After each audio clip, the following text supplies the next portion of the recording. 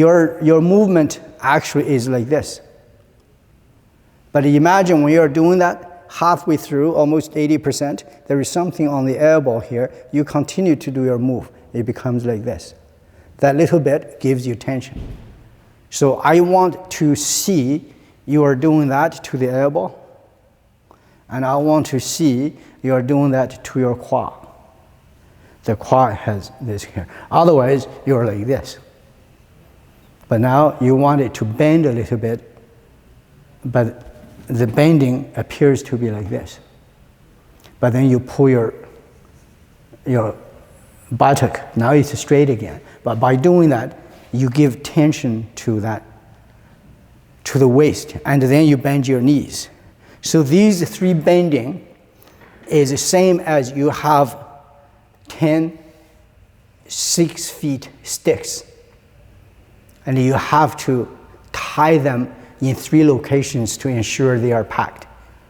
Otherwise, if you only tie one, the 10 sticks, 10 finger-sized sticks, 6-foot sticks, when you put them together, use one, let's say, rope or one piece of tape to tie the middle, you can't hold the sticks. They are falling all over. But the middle is caught.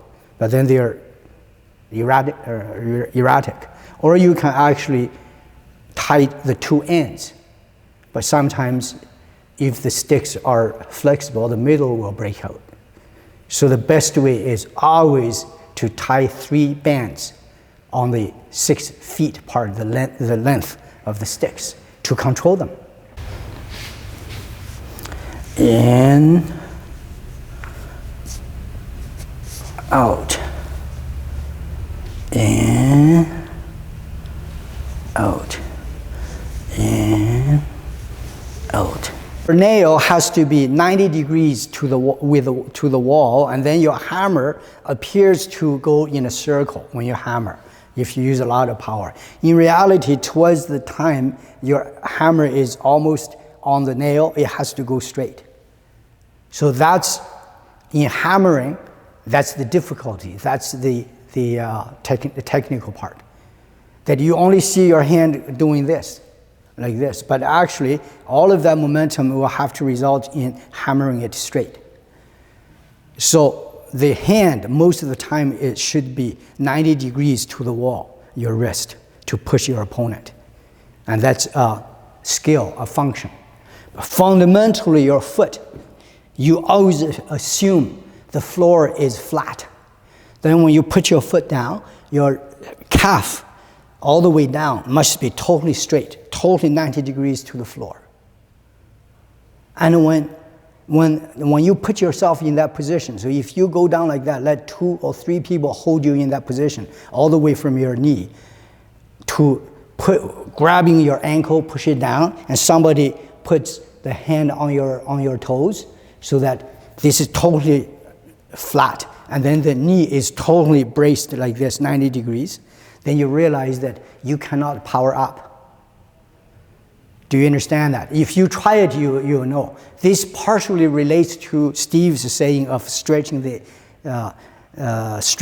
heel. You can't power up in that position. Once you understand it, then you realize that when you are able to create power to push down to the floor with your foot, it's a miracle.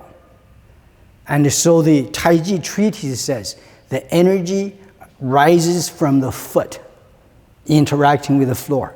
Then it goes up to your ankle. The ankle is totally straight so that it's like the brace.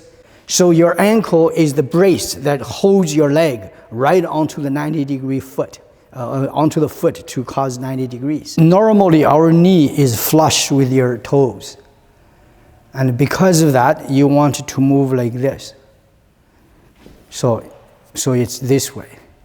And then when your knee stays there, you open your foot. You can move your foot, but you cannot move your knee with it. So your knee must always have an inward. Remember I said your knee, your elbow, your quad must be tied inward. They cannot escape. And they cannot, their original position is inside, then you can push hard to make them go out. But the tension is that as soon as you let go, they come back in. So their original position is inside.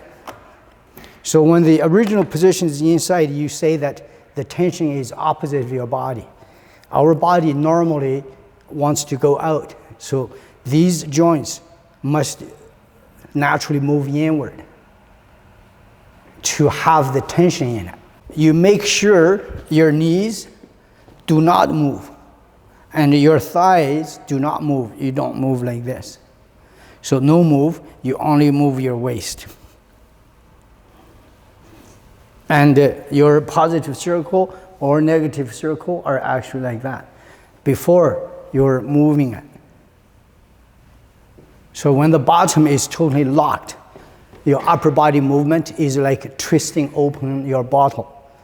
That cap twists off.